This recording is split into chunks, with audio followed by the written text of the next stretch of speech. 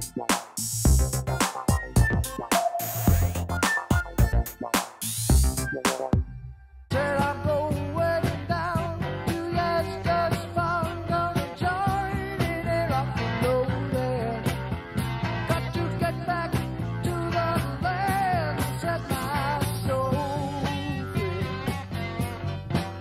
are scattered, we are golden, we are blue-collar, and we've got to get ourselves back to the garden.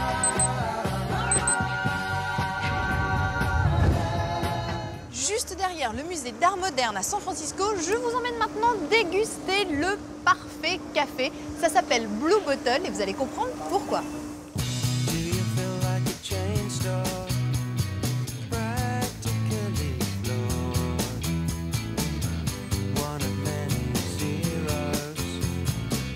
About you from a friend of mine from New York, from Paris, from all over the world. Why do you explain that it's basically one of the best coffee in town?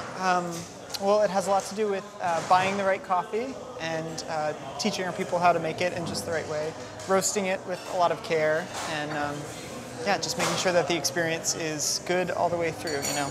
So I wrote that basically the coffee need to be torrefied for 48 hours, and if you go over 48 hours, then you give the coffee to a charity because it's just not proper to the standard of the Blue Bottle restaurant. So yeah, so we only sell coffee that's 48 hours old at the most. After that, we will either put it into service in our cafes, we donate some of it, or we will use it for a variety of purposes, like turning it into our New Orleans-style iced coffee, for example.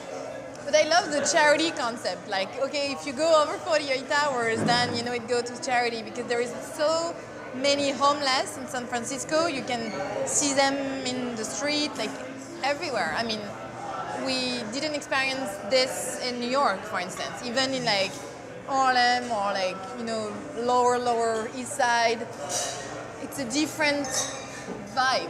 Yeah, it's definitely different here. We work with a great organization in San Francisco called Food Runners, okay. Specifically at the farmers market down by the Ferry Building, and they're an amazing organization. They swing by the farmers market every, I think after it ends every Saturday, and collect food from all the different vendors, leftovers from all the different vendors, Very nice. And take it to the Alameda County Food Bank. Alors, what is he doing? So this is called siphon brewing. It's a Japanese method of brewing coffee. It involves a vacuum extraction, and it's actually a little bit of a faster extraction than, say, a drip coffee, a normal pour-over coffee, or a French press. Okay. And the reason for that is there's a little bit more heat and a little bit more pressure involved. So what Daniel is working on right now is a couple coffees one is from Honduras and one is going to be from Ethiopia. We're going to try them both. The Ethiopian coffee will be a little bit more floral. It will have sort of a creamy fruitiness to it. Nice. The Honduran. Foam? Say again? A lot of foam? Not a lot of foam. It's almost like a drip coffee, okay. But it's a little bit more delicate in texture. So we'll try it black, and you'll notice that it's a little bit more delicate and tea-like than regular drip coffee. Okay, great. Not too strong. Not like the espresso. No, it's not like espresso.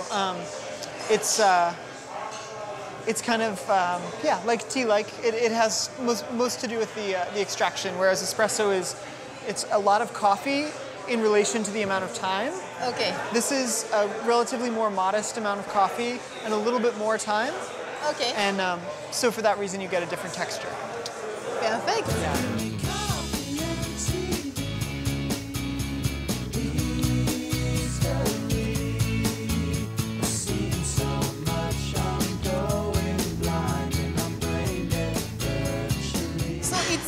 Because in France and in Italy, more the coffee is black, better taste people think it is.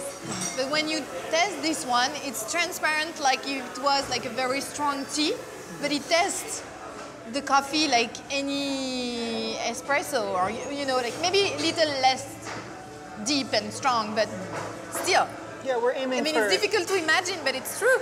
Yeah, we're aiming for a sort of a delicate texture, and we're trying to bring out the natural characteristics that the coffee has, the natural flavors. So the Surrogacho, the Honduran coffee we're drinking right now, tends to have a little bit more like dark cherry to it and a little bit of nuttiness. And no bitterness, you know. This method helps ensure no bitterness. That's what I really can't drink. It's like, you know, the very strong ristretto Italian coffee, like just that coffee, and you have a shot of it, and then after you're like, you shouldn't have to chew your coffee, I think. Yes, no, totally. So it seems that here the policy is totally against adding milk in the coffee. Well, we encourage people to try. Come on. We encourage people to try the coffee black first, but yeah, we have milk and sugar available to everyone too.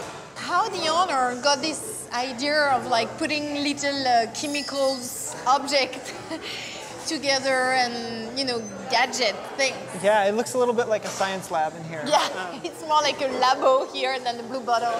He was inspired by his time in Japan. He went to Japan a couple times when he was still a concert clarinetist, and so funny that he was a concert clarinetist becoming like the owner of a coffee place. And he was really inspired by what he saw there in terms of they were leaps and bounds ahead of us with certain brew methods, and he was really excited by that and wanted to bring that back here. This siphon bar is actually the first siphon bar to have opened in the United States.